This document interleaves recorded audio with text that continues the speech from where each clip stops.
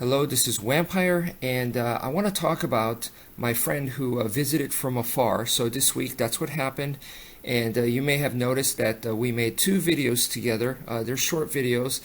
Believe me, wanted to do a lot more for you guys, but basically just not enough time, and also I was pretty exhausted just because I was delighted to have him over, but when someone comes over, it changes your lifestyle. So the time that I wake up, the time that I go to bed, the time that I eat and what I eat, all that changes, and that does make me very, very tired. So just adapting to that alone, and the things just going out and doing stuff, it's not like we did a lot of stuff or went and did something real physical like hiking or canoeing or anything like that, but it was just enough to definitely wear me out and make me tired pretty much the whole duration. So okay, so I've known this guy for a long time, and he is a fellow martial artist. He's been interested in martial arts, and he's been training on and off for quite some time. He's definitely very, very experienced, and as far as like more on his background, I'll just keep it mysterious. All right. He asked me not to go too much into details, so just leave it at that. Basically, as a training partner, I am very, very comfortable with him, and I trust him big time, and I trust his skills. So it was very easy working with the guy. And the last time I saw him was, let's see, it was like 5-6 years ago. He came over and visited me when I was in North Texas, and we had a blast at the time, and this time too. It was pretty fun. Last time we did a crazy exercise session when we were in Denton, and we did a little bit of martial arts, not as much as this time actually. So this time it was pretty cool that we got to do more. He went down to the garage with me here. You may have noticed some videos where I do film in the garage. It's just super hot right now, so I'm doing it like in the living room right now. But when it gets cooler, I'll definitely go to the garage and hope to make more videos for you guys there. But we went over there, and he checked out the Stickman stuff that I have, and we did some stick stuff. And he told me that he hasn't really worked with Eskrima sticks in a long time. Back in the day, when we met, we did sticks together. He had some Eskrima background, and we worked on sticks with another guy. So it was the three of us, and that guy was really into the Dog Brother stuff. So we did some pretty fun stuff with the sticks. But so anyway, he told me he really hadn't done much since. But so it was very cool to see him pick up the sticks and work with it, and I could just see that it was just like pretty much like once you learn how to ride a bicycle, you never forget, and it just came back to him.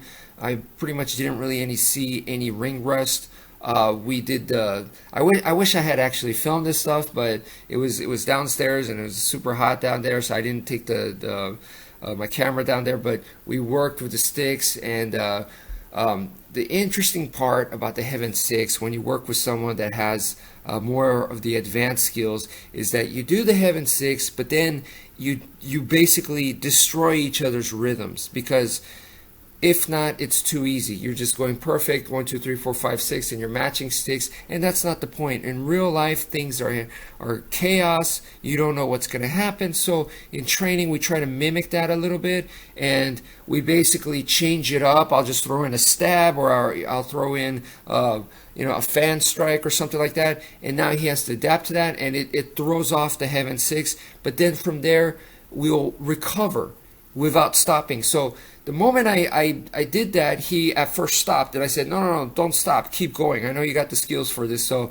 he kept going, and just like that, it was not a problem at all. And you just kept going, and then you break off, and you continue the motion, and you start doing whatever you want, crazy stuff, and then you meet back with the Heaven 6, but you have to time it correctly, and that makes the training definitely much more realistic in a sense, because you're throwing elements of chaos there. So those are the kinds of things that you need to do with your drills, your pattern drills, where you're doing the same thing over and over and over. Well, you got to change it up. You got to do stuff to make it go crazy, and then go back to the pattern. Under those crazy chaos conditions, try to keep your form, try to keep your accuracy, try to implement footwork, things like that. So that was one of the things that we did. And then I also grabbed like a huge, it's almost like a bow staff, but it's probably bigger than that. I have a stick like that, and I just hold it up. He does the Heaven 6 on it, and then at any given moment, I just throw in a random attack with the staff. So I just basically, I could stab him, I could, swipe at the guy or whatever, and from there, he has to, from the Heaven 6, suddenly just go into a defense, and then do the Heaven 6, and he doesn't know what's coming, boom, suddenly go into defense, and then go immediately back to the Heaven 6 to keep the flow. So that's the kind of thing that we did, and he had no problem doing that at all. So it was really nice to see that. It was really good to see the guy again, because I hadn't seen him in such a long time. Actually, back when I owned and operated a martial arts school, he would come over, and he would come and visit, and it was almost like having an assistant instructor, because he was already quite skilled. So having there, my students, they really loved him every time he visited, and I had other people like that who were very, very experienced martial artists come over and just visit, because they were my friends and they wanted to work out too.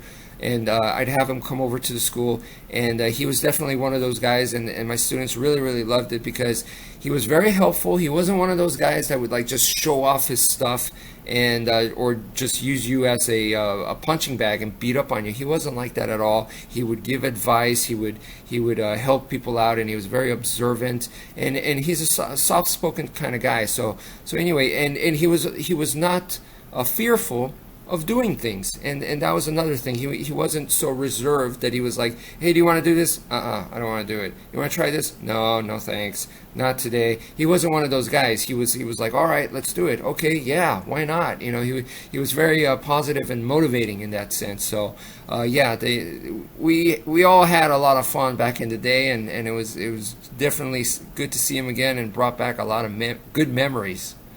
We also did a whole bunch of like martial arts discussions, just hanging out here at the apartment.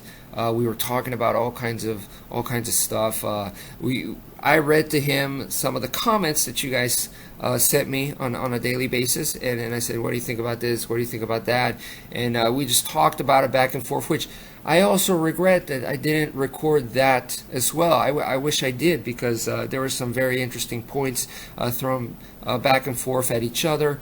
The perception of a lot of it had to do with what people think works or doesn't work, or what people think is practical versus fantasy, like Hollywood or something like that, or a video game.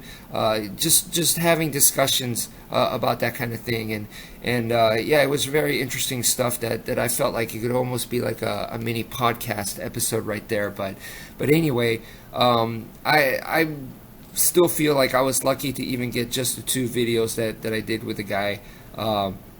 So anyway, please check out those 2 videos. I hope you could benefit from it in some way, shape, or form. Thank you for listening, and take care, folks.